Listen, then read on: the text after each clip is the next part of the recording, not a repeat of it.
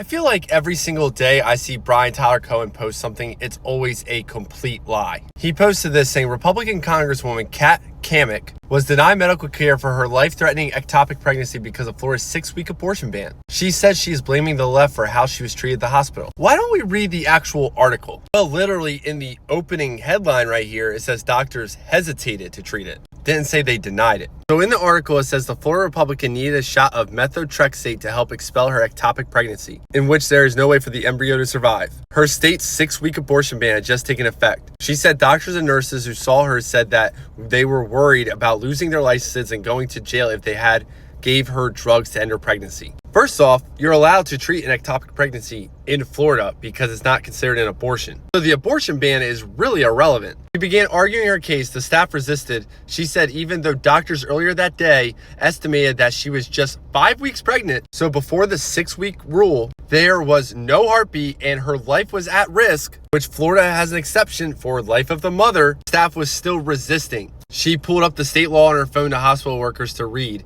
She said she called the governor's office late at night, but no help. Hours later, doctors finally agreed to give her the methotrexate. So she was treated, and it had nothing to do with the abortion ban because it was irrelevant to the abortion ban. The doctors and nurses just didn't know. If they refused to treat her, that would have been medical malpractice. It would have had nothing to do with the state law. The Republican Congresswoman in the article said it was absolutely fear-mongering at its worst, which is what the left always does when it comes to these abortion laws, which is what this dude is doing right here, lying about what's in the article. Democrats are constantly acting like these doctors are going to get arrested immediately if they do anything related to this. And apparently some of the doctors actually believe it. It would be better if these doctors actually knew their own state laws instead of blindly believing all the fear-mongering propaganda pushed by the Democrats.